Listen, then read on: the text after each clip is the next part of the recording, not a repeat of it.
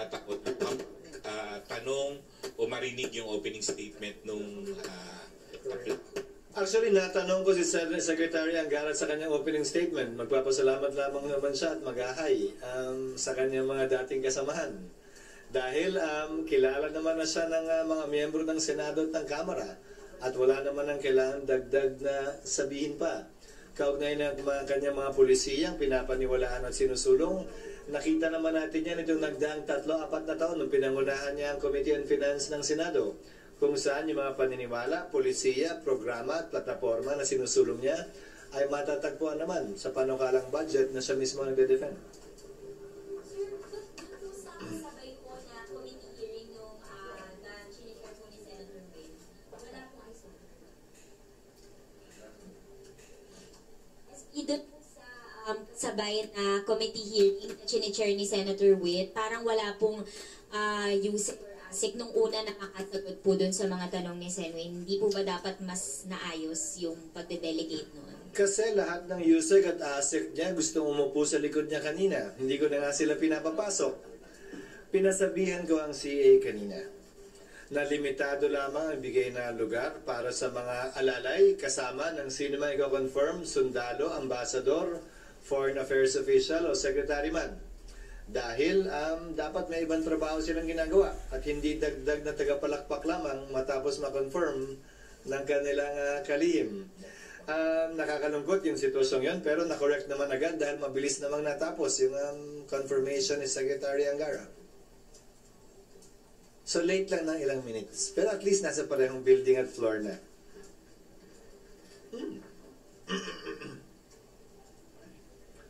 O yung mic niyo, Boljak, ha?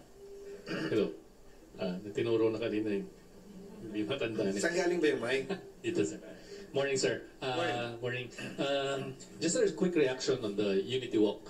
Kasi parang I think a lot of the groups are giving the Senate flack on yung resolution to suspend. And may pagbabago ba doon? Kindly brief me on the Unity Walk because again, as I said, I was sa PUV, sir, kasi ayaw nila na ma-suspend yung implementation. I think the Unity Walk was the people who actually followed and consolidated. Well, hindi nila naunawaan. Hindi naman porgit nag-consolidate at sumunod na sila ay babawiin yon.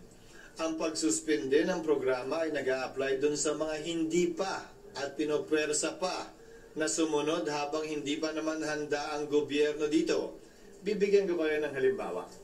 Sa sulat mismo ni Secretary Bautista, sa budget nilang humigit kumulang 8 bilyon para sa 2018 hanggang 2024. Bibigay ko na lang sa inyo yung sulat niya.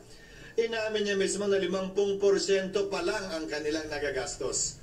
Asan yung kompletong programa kung sa loob ng 4 na taon, o 8 taon, 6 na taon, kalahati pa lang ng binigay na budget ang nagagastos nila.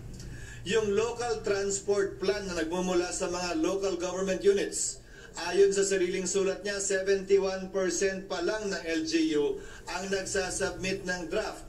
Hindi kasama sa kanyang liham, ilan na ba ang naaprubahan ng DOTR? Dahil hindi nagwawakas o nagtatapos yung local transport plan sa pag-submit ng draft. Nagtatapos yan pag yan ay naaprubahan. No, ako'y gobernador. Isa yan sa mga ginawa ko bilang gobernador. Nag-submit kami ng local transport plan. Ang problema, wala ni sino man na tiga DOTR o LTO na nagturo sa amin kung paano gawin yon. Kaya sa totoo lang, itong 71% ng LGU na nag-submit daw, hindi ko alam kung anong itsura, hugis at kulay niyan. At bakit walang binanggit na ni isa man lang na naaprubahan ang DOTR? Makalipas ang kung ilang taon na itong programang ito ay tumatakbo na. Nagyabang sila na nakapagpautang na sila na humigit kumulang 2 bilyon, to be exact about 2.3 billion. Pero ang kabuuang kailangan sa hearing na inattendan ko ay humigit kumulang 42 bilyon. Kung magbibigay lamang tayo ng 280,000 sa bawat maapektuhang jeepney driver at operator. At sapat ba na yung bibigay natin ay humigit kumulang 10% hanggang 24% lamang ng kabuuang halaga ng gusto nilang ipalit. At hanggang ngayon din, hindi pa rin nila nabibigyan ng tama at sapat na valuation yung mga jeepney na i-decommission na bilang bayad daw doon sa mga operator at owner ng mga jeepney na ito. Nasaan yung kompletong programa at kahandaan doon? Ang hinihiling ng Senado ay simple. Ayusin nyo na muna bago nyo lubusan at tuluyang ipagbawal lahat. Ngayon, yung mga nag-comply at sumunod na, hindi naman namin sinasabing bawiin at itigil yan sa kanila. Nandun na yun, alangan namang babawiin mo pa, vested right yun. At naunawaan namin ang kahulugan ng vested right. Pero doon sa hindi pa makakomply, kung DOTR nga mismo hindi pa nakakomply sa mga pinangako nila, ba't nilang po persayin mag-comply yung hindi pa kayang mag-comply? Ganun lamang naman kasimple na hindi na kailangan mag-walk pa o magreklamo pa mismo si Secretary Bautista dahil sa sulat niya mismo, inaamin niya ang kakulangan ng kanilang kahandaan at pagiging kumpleto ng kanilang plano at balakin para may sakatuparan nito sa lalong madaling panahon.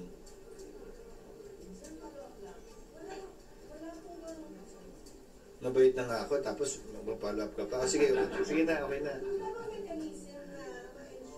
Itong mga taga-DOTR is doing their job, di ba? Parang 6 years and yet wala silang nagawa doon sa program. Well, sa'yo na mismo nang galing yan. Yun na nga yung punto, di ba? 6 years and yet kalahati pa lang ng budget na nagagastos. 6 years and yet 5% pa lang na dapat na ayuda nilang mabibigay ang nabigay na. 6 years and yet minority pa rin ang local manufacturer ng mga jeep na ito. Mas marami pa rin ang dayuhang manufacturer ng jeep na ito. Again, walang masama na magpreno. Kung gagamitin ko ang salita ng mga tsuper at jeepney, magpreno ng konti, magminor ng konti, hindi ba? Baliktanawan yung mga kakulangan pa na dapat at pwedeng punuan bago tuluyang umarangkada. Ika nga. Legislation na pwedeng ipasa na ensure yung, may programa introduce yung government, di ba palagi nagkakaproblema po sa implementation? Wala bang ganun? Well, sa pamamagitan lamang ng oversight yan. Sa totoo lang, 10 batas lang ang binigay ng Diyos sa atin. Kung sinusunod natin, wala naman tayong problema. Galing sa Diyos yan, nakaukit sa bato.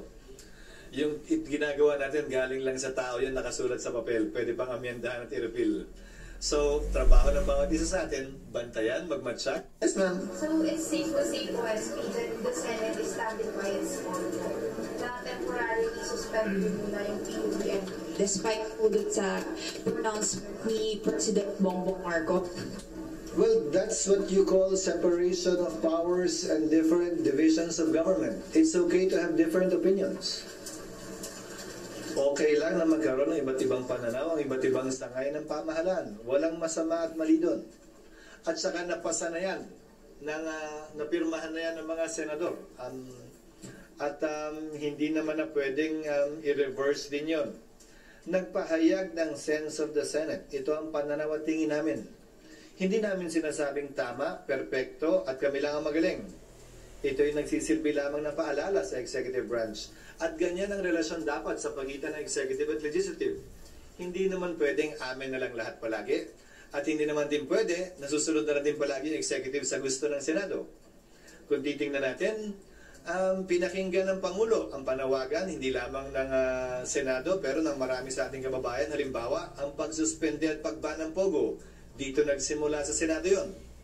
Pero pagdating dito, iba naman ang kanyang pananaw. Okay lang yon. Demokrasya ang tawag dyan.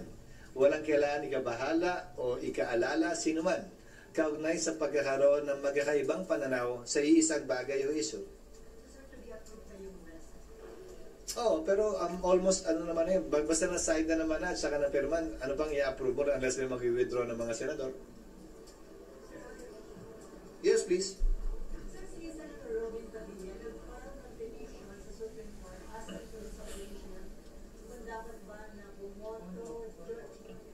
Jointly o separately ang House and Senate pagdating sa Chacha. Do you think may jurisdiction? Ganun. Liwanagin muna natin. Yan ay personal niyang desisyon. Hindi yan kinonsulta o tinanong sa akin o sino mang miyembro ng Senado at hindi yan aksyon ng Senado. Personally, sa aking pananaw, at hindi ko sinasabing nangangahulugan tama na ito, sa aking pananaw, wala pang jurisdiction ang Korte Suprema dahil premature ang pagkakahain ng kaso. dahil wala namang justiciable issue or controversy na nire-require ng korte bago ito mag-assume ng jurisdiction sa anumang petisyon na inihahain sa kanila. Pero, ulitin ko, ayokong pangunahan ng Korte Suprema. Again, ayokong pangunahan. Sinabi ko na yung opinion ko bilang abogado, pero ayokong pangunahan ng Korte Suprema kung anong gagawin nila. Dahil bilang abogado rin, I'm a trained officer of the court, and I have been trained to respect whatever decisions the court will hand down or issue, whether or not I agree with it. So it's not for me to preempt the court. I simply think that it is premature. That is my own legal opinion on the matter.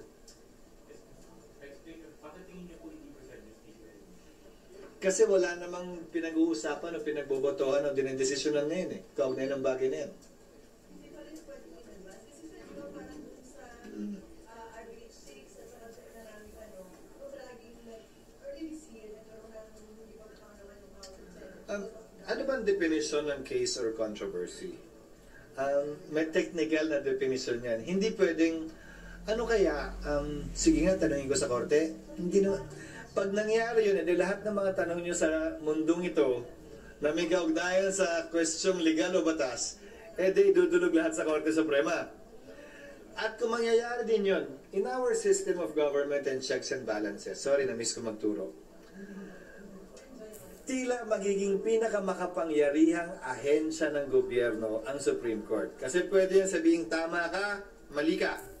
Makukulong ka, laya ka.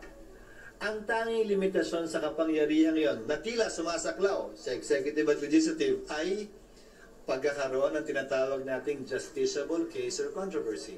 Hindi sila pwedeng manghimasok sa mga sitwasyon na wala namang bangayan, away o issue na kailangan nilang panghimasukan. Hindi ito pwedeng simpleng hihingi ka lang ng payo. Kaugnay sa isang bagay na naisipan mo lamang. Hindi. Ang pinakamalapit sa legal opinion na sinasabi mo ay declaratory relief. But by its very nature, a petition for declaratory relief precisely seeks to be relieved of something. So pag gusto mo magka-relief, edi may pressure, may problema, may pabigat na gusto mong pag-aangin. Sa bagay at sa kasong ito, wala pa naman sa aking pananaw.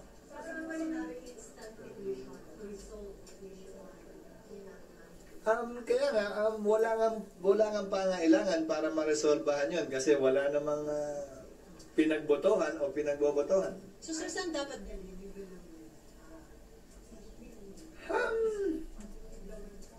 hindi pwede sa lower court dahil question of law ito. Supreme Court lamang ang may jurisdiction pagdating sa mga tinatawag nating purely questions of law. At klaro, question of law ito. Halimbawa, pag nagkabotohan na, kaugnay sa isang Constituent Assembly Resolution, at ang boto ay hindi na-meet yung 3/4 threshold ng Senado man o ng Kongreso. So halimbawa, nag 3/4 sa Kamara, hindi nag 3/4 sa Senado. Baka may magkaroon ng kaisipan, ay hindi, pag inad mo, 3/4 na. Ganun ba? Sasabihin namin, hindi. So, ang COMELEC magde-decide ngayon, isa-schedule ba namin o hindi yung plebisito? So, may maghahain ng kaso. Pag ang COMELEC nag-schedule, pa-file siya ng petition for TRO. Pag hindi nag-schedule ang COMELEC, gusto nila mag-schedule ang COMELEC, mag-file ng petition for mandamus para i-order ang COMELEC na gawin yun. Doon may case or controversy. Pero sa puntong ito, sa aking pananaw, ay wala pa. So sir, kung kinonsulta kayo Senator Robin, i-advise na premature at waste of time? Oo, hindi naman waste of time. May kalayaan at karapatan ng bawat isa at may sarili-sariling mga legal na payo at advice at tinatanggap sila. Yung binigay ko sa inyo kanina ay sarili ko lang na legal na kaisipan. Hindi ko sinasabing tama at binding sa lahat. May sarili din marahil siyang kinausap at kinonsulta ang abogado. At ginagalang ko yung kanyang pasya, bagaman hindi ako sangayon. Kausap na po ba kayo ni Senator Pato regarding to sa development design?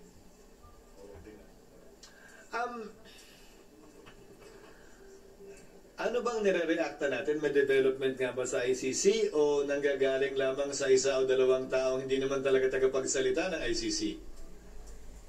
Event po na... Hindi, problema ko kung ang hirap mag-react nang wala ako nakikitang dokumento mula sa ICC at hindi ICC mismo ang nagsasalita. At kung pagbabasihan mo, ang napanood ko lamang yata ay si Secretary Remulla. Sabi niya may nakita raw siyang dokumento na parang gusto siyang interviewin. Tama ba? Yun lang yung narinig ko. Pero hindi ko naman nakikita pa yung papel. At kung gusto man siyang interviewin, hindi ko alam kung napadala na siya ng notisya na gusto siyang imbitahin. Papaunahan ko na. Unique at kakaiba ito dahil kung pag-uusapan natin ang nakaraan ng Senado, yung mga naunang Senate President sa kaso ni Senator Enrile, sa kaso ni Senator De Lima, sa kaso ni Senator Trillanes, ang naging pasya ng Senate President sa mga panahong yon, huwag payagang arestuhin ang isang senador habang nagsesesyon ang Senado. In-extend ng konti yan sa kaso ni Senator Trillanes. Huwag payagang arestuhin sa loob ng pasilidad ng Senado. Pero sa labas, pwede na, o paglabas, pwede na. Alam nyo? Pero hindi sinasabing immune siya sa aresto. Pangalawa, sa ilalim ng saligang batas, immune from arrest ang isang mambabatas para sa isang krimen na ang kaparusahan ay hindi lalampas ng 6 na taon. Kung pag-aaralan ninyo ang ICC at kasalukuyan pa lamang namin pinag-aaralan ito, ang parusa sa crimes against humanity na chismis na sinasabi nila, kaya mahirap na yun daw ang ikakaso, ay not more than 30 years. So, ang not more than 30 years ba, pasok sa hindi lalampas sa 6 na taon?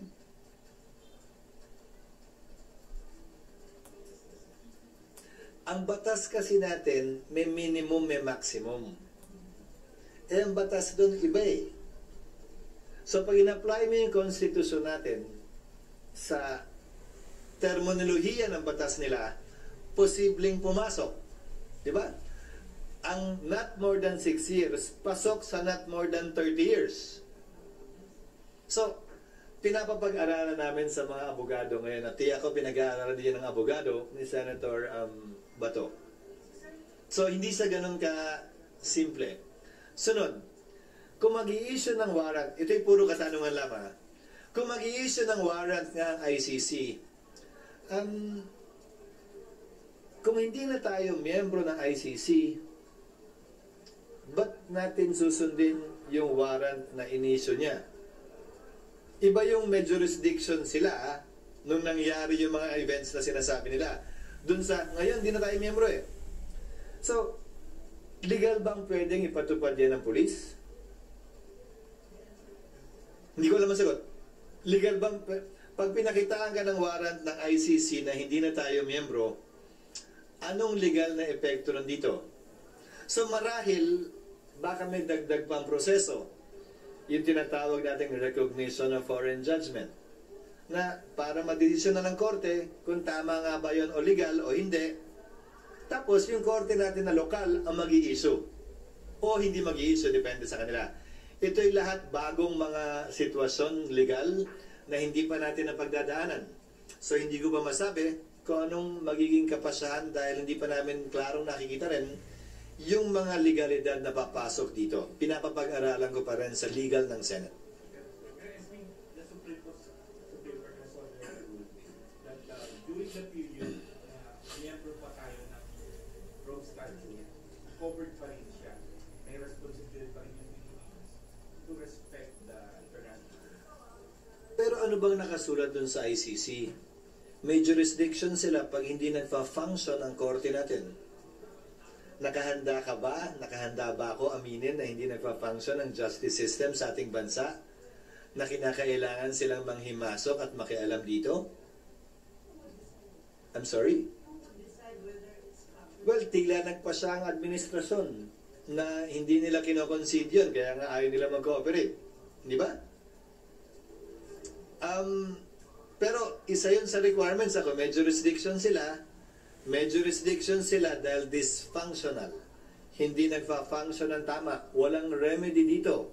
Ang mga biktimat na ape. So, depende. Again, pinapapag-aralan ko, ito yung mga katanungan lamang. Hindi ko ito posisyon, hindi ito posisyon pa ng Senado, pero pinapakita ko lang sa inyo kung gaano kasalimuot nitong isong to at hindi ganun kasimpleng question legal lang.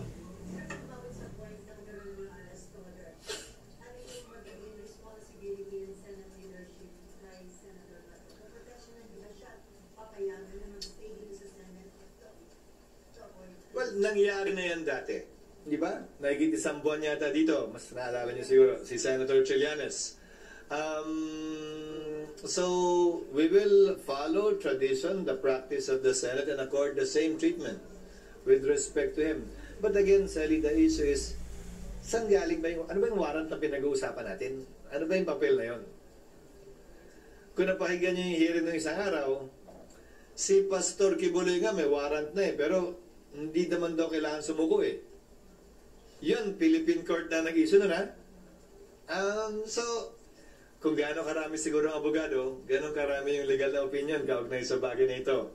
So, ayoko munang tuldukan ito. Meaning, when in session, yun ang susundan ko, when in session, we will not allow any arrest while inside the Senate. We will not allow it to because it will remove or perhaps diminish, that was the reason they gave before. It will diminish the integrity and the prestige of the institution if that is allowed. Opo. At itong mga binanggit ko sa inyo, mga tanong na pinukol ko rin sa kanila na hindi nila masagot.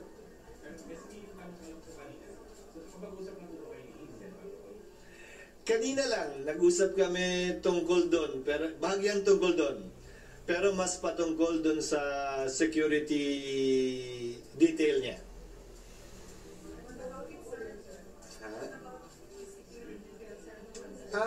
Sinusubok.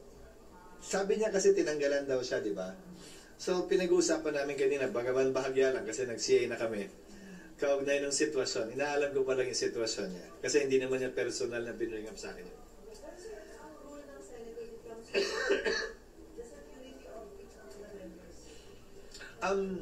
Well, last night, we amended a portion of the rules. Maliban na lang kung pagod na kayo kagabi at kulang na yung kape. Na ino-authorize namin yung Sergeant at Arms to do what he can to protect not only the institution, the office, the building, and those in it, but also the members of the Senate. So kung ano man yung ibig sabihin nun, pag-aaralan pa namin, ang importante na authorized na yung Sergeant at Arms na gawin yun. Ito'y bugso sa totoo lang. Hindi ng sitwasyon ni Senator Bato, ni Senator Bongo. Ito'y bugso, itong amendment na ito ay dahil dun sa nangyari sa mga pagdinig kay Mayor Alice Go na nagkaroon ng banta sa ilang miyembro at nagkaroon ng ilang question kaugnay sa pag-serve ng mga warrant of arrest at contempt orders ng Senado na kailangan pang dumaan sa pulis. So, in-authorize na namin specifically at directly ang Sergeant at Arms na i-serve yung mga warrant at contempt orders maliban sa pulis.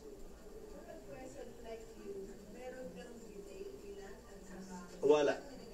Wala pa. Wala. Sa ngayon, wala. Ever since naman, wala. Pag hindi mo napakain kasi.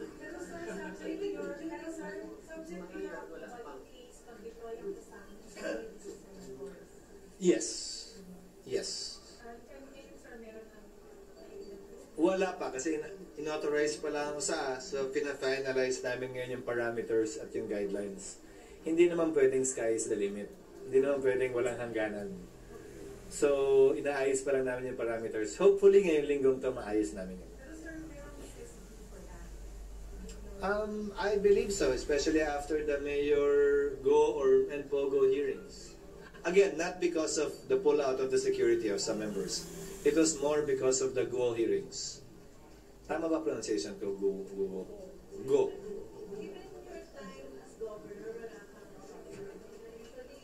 Naka-New pants lang ako sa Janelas nung governor ako kasi COVID noon, wala namang pumapasok.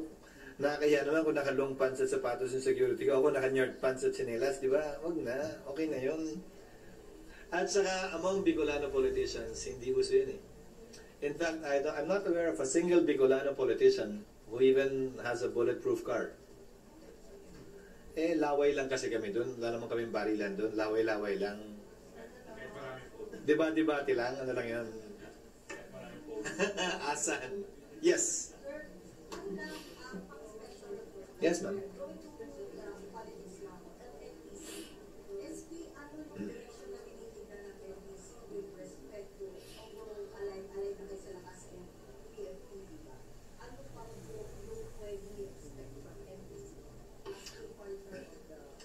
Actually, I do not know honestly. I'm sorry. Hindi ako pasok sa negosasyong yan. Hindi ako naimbitahan na nag-attend sa pirmahan sa pagitan ng NPC at ng Lakas. Pero miyembro ako ng NPC hanggang ngayon. Hindi lang ako privy sa mga naging kasunduan ko anong saklaw ng koalisyon na yon. Dahil kung maalala mo, may 3 miyembro ng NPC ang nagnanais tumakbo sa pagkasenador. 2 pala. So hindi ko alam kung kasama ba yun o hindi. Dahil hindi ako kasama sa usapan. Pero sir, ano yung ideal na for you bilang miyembro ng Senate? Ano yung ideal sana na participation ng NPC or involvement sa alliance? Hindi participation ng NPC. Mas nais kong sabihin ano yung nangyari noon sa mga alyansang tulad nito. Usually kung may alyansa yung mga partido, may koalisyon yung mga partido, ibig sabihin yan, hindi sila maglalaban-laban sa anumang pwesto. So, ibig sabihin, iisa lamang ang slate ng mga partidong nakakoalisyon sa pagkasenador. Sa pagkagobernador, iisa lang din ang slate. Pero may exception yan, na gagawin nila free zone o zona libre.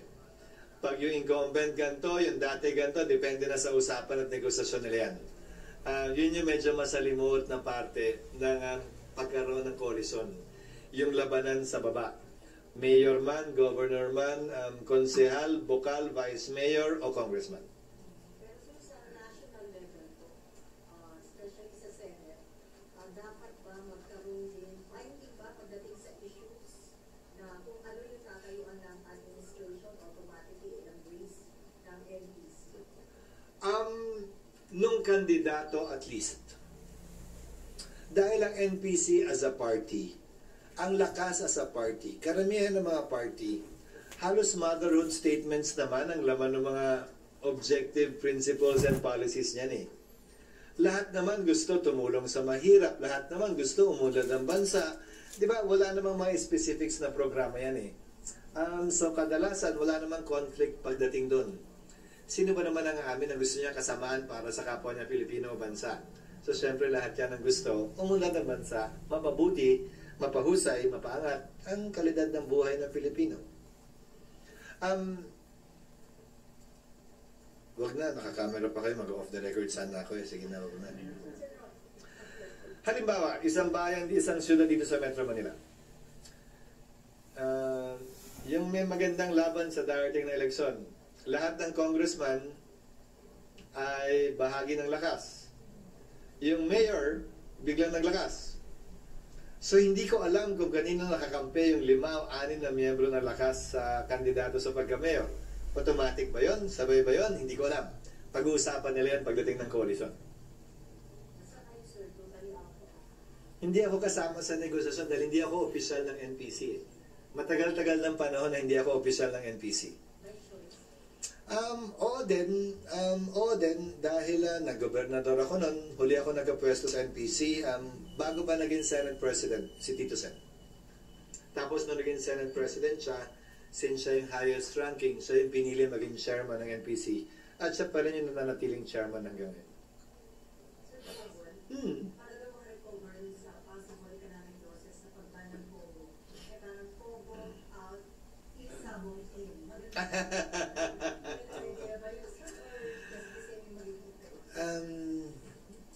Di ba sinabi ko na nakaraan tayo nakita-kita, liwanagin na natin kasi yung polisiya natin kaugnay sa sugal. Ano ba talaga gusto natin? Kung hindi, walang katapusan itong mga tanong at debating ito. In ba si Pigo, Pago, Pogo, Pego, Pugo? Hindi ko na alam kung anong acronym yan meron eh. Di ba? Sa dulo, pag-aaralan din natin, okay ba sa atin yung lokal na sugal? Mas okay ba yon sa na Pilipino nagsusugal kaysa dayuhan na nagsusugal? O mas gusto ba natin na Pilipino na lang, wala nang dayuhan? O gusto ba natin dayuhan lang, walang Pilipino? Dapat klaruhin natin. Klaruhin natin kung ano talaga ang gusto natin bilang isang bansa. Hindi ko sinusulong at hindi ako tutol sa anuman sa ngayon. Pero gusto ko lang, klaro, para hindi tayo palagi magtatanungan ng ganyang sitwasyon. Kung maalala nyo, time ba ni President Marcos o ni President Duterte yung pagbawal ng isabaw?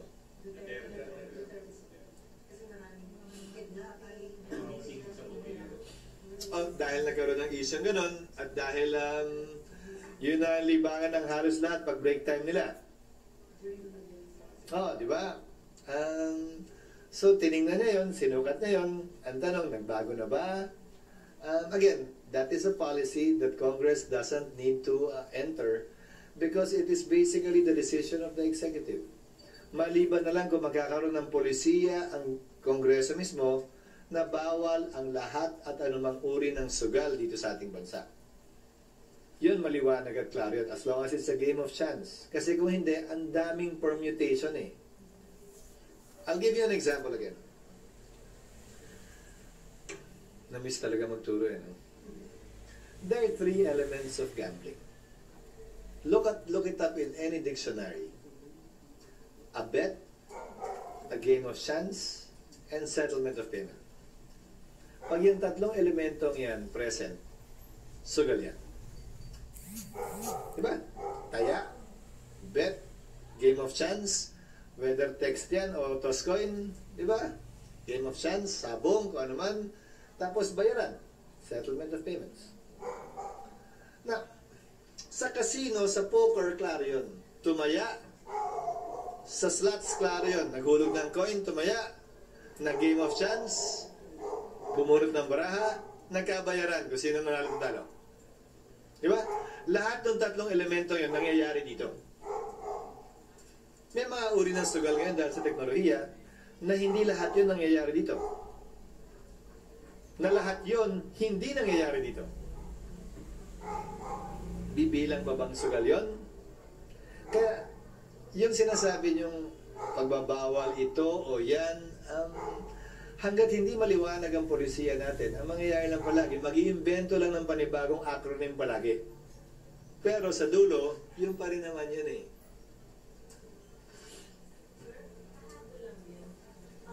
Kasi sa House kahapon, yung in-adopt na resolution, Joint Congressional Investigation sa EJK, Polo, and War on Drugs. EJK. EJK, sir. Yeah, pinagsama-sama na nila daw.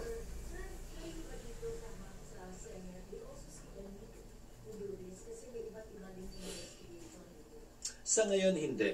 At hindi naman kailangan sumunod ng Kamara sa ginagawa ng Senado sa ginagawa ng Kamara sa lahat ng bagay. Sa ngayon, wala ako nakikitang rason at dahilan para gawin din namin yun. Kasi iba-ibang mga committee yan to begin with eh. EJK, Public Order, sumanga na yung Pogo investigations mula sa Committee on Women dahil prostitution naman talaga yung simula. Nagpunta na tayo ng binaan ng Pangulo sa winding down. So, may marapat na jurisdiction na yung Committee on Games. At may resolution ng inihain na nirefer na sa Committee on Games para din ginito. Tiyakin yung wind up, wind down na yan sa loob ng taong ito ayon sa pinag-uutos ng Pangulo. Ha? Pinag-aaralan pa namin kung magkano. I think si Senator Alan magpapasa ng resolusyon para doon. Pero by tradition din, ang ginagawa naman ng Senado, wala naman akong kakayahan tulad ng ibang ahensya ng pamahalaan. So tulad ng ginagawa ng Senado in the past, nagpapas lahat ang mga senador para dito. Pero kung ako tatanungin nyo, sa ganang akin at ipapanukala ko sa aking mga kasamahan sa Senado, na bagaman walang medalya, si EJ ay dapat bigyan din ng pabuya at parangal. Kung hindi ko nagkakamali, mula 11, naging ika-4 siya. Isa na lang, di ba? Medalya na yon. Pero malaking achievement, accomplishment yon. At pinakita niya talaga yung laki ng puso niyang patuloy lang na lumaban at ipaglaban. Yung kanyang pinakakaya at pwedeng gawin ayon sa kanyang katawan at lakas. Marapat din para sa akin na bigyan ng pagkilala yon. At hindi lang yung mga nagkakamedalya. Hindi naman nasusukat ng pagkakaroon o kawalan ng medalya ang binuhos na kakayahan ng isang Pilipino lalo na pagdating sa larangan ng palakasan. Hindi ko pa alam si Senator Alan yung magpapropose. Hopefully this week because we expect our athletes to come back next week. So inaasahan namin na siyempre mauna na yung mas malalaki. Nakakaya naman makikipagsiksikan pa kami mauna, hindi naman kami ganun kalaki, di ba? Mauna na yung malalaki. Mag-schedule na lang siguro kami. May update na po dun sa review ng Nang? Wala pa siyang update, pero ang pangako niya sa akin ay meron na siya mabibigay na update by the middle of August. So kung titingnan natin, maigli pa lang naman na panahon yun. At saka may utang pa ang DPWH sa amin na mga update na papel at dokumento para mabuo niya yung magiging rekomendasyon niya. Hindi lang para sa akin, para sa mga senador. Para sabay-sabay naming pagpapasahan ito at hindi lang ako. Okay na?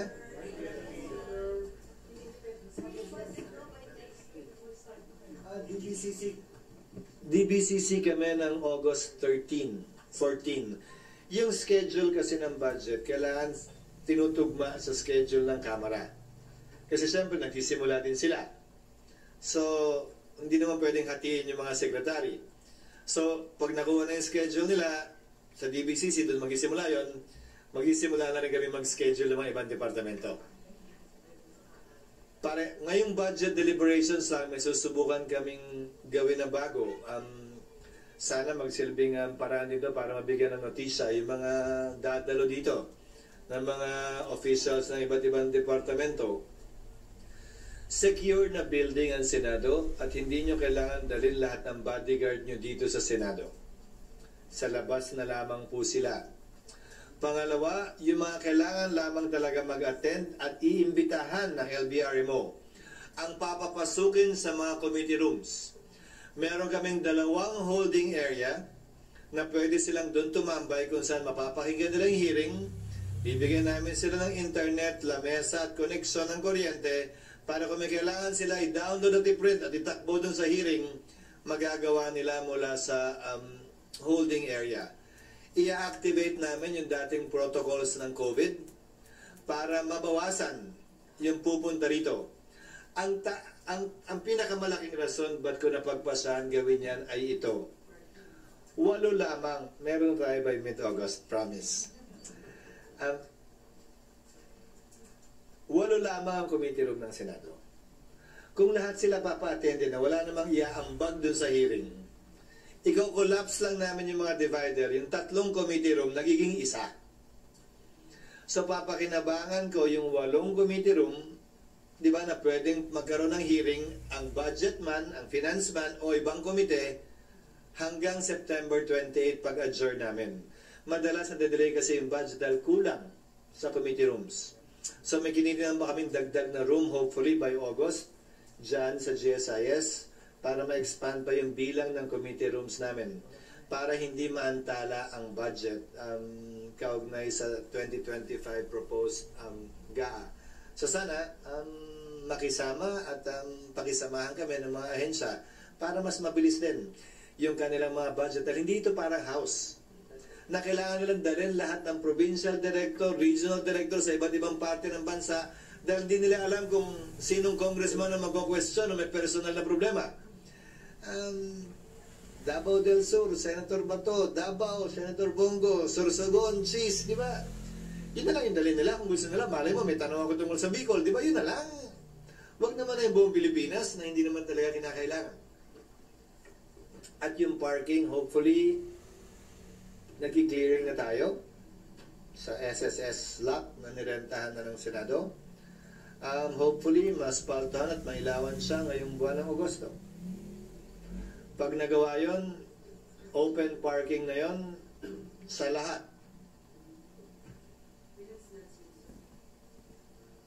Covered ko na ang 1,000, covered ko na ang 1,323. 1,080 lang tayo. Kasama na kayo sa 1,080. So, sobra pa ng konti. So, yung first layer pa rin ng yun pa rin yung bisita. So yung pag-trim down ng mga pumupunta dito ay dahil na-observe nyo in the past na yung overcrowd yung Tsaka alalay lang naman. Wala namang ambag. Kaya wala namang ambag, di ba? Minsan may tumatakbo galing sa likod, may dalang papel, di ba? Pero kaya na nila yun. Di ba? Kaya may holding area naman. Kaparehas ng natanong mo kanina, nandyan lahat ng ASEC, USEC, di ba? Pero wala dun sa hearing. Hindi naman kasi kailangan nandun lahat, di ba?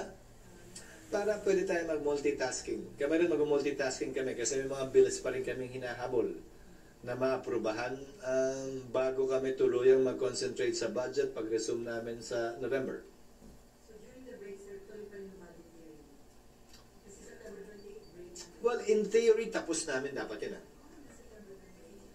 In theory, in a perfect world, tapos dapat yun. Kasi makukuha na namin yung gap in General Appropriations Budget galing sa Kamara para mahimay na namin, makumpara na namin dahil doon kami magbabase ng amendment para makapag-produce ng committee report ang Committee on Finance. Para pagdating ng Nobyembre, pag-resume namin, floor debates na kami. Para maaprubahan na rin namin yun, konting amendment na lang yun, para pa nag-BICAM, konti na lang din ang pag-uusapan. Okay? Tomorrow, 10 o'clock. As you requested. Sabi niyo, gusto niyo na umuwi. Ayaw niyo maghintay pa ng hapon eh. Hindi naman, yun ang napagkasundoan. Siguro, more or less, we will be taking up something like between 20 to 30 local bills. Mostly hospitals and holidays. Pero yung holiday, nagkasundo ang Senado na limitahan ng mga holiday. Mahigit isang buwan na ang holiday sa buong bansa, which makes Philippine companies and workers less competitive. Di ba? May holiday yung syudad, may holiday yung munisipyo, may holiday yung probinsya, may national holiday, may religious holiday, di ba? Which makes us less competitive. Tingnan nyo halimbawa ang Estados Unidos, meron silang President's Day. Lahat ng magagaling nilang presidente, pinagsama-sama nila sa isang araw na lang na holiday. Tayo, hindi. May araw ng kagitingan, may National Heroes Day, bawat bayani, nung pinatay sila, may holiday na naman, di ba? Isa yun sa pinapapag-aralan ko sa kanila, ngayon, sa komite. Ang problema lang, away yan eh. Pero, hindi naman kailangan gawin ngayon. Simulan lang natin yung proseso. Hayaan mo mag-percolate siya, mapagpasan. Because I tell you, it's making the Filipino workers less competitive. Because our competitors from other countries aren't requiring these companies to pay double. Dahil nagkataon lamang na holiday at wala namang kinalaman dun sa bansang pinagtatrabahuan nila, lalo na sa call center.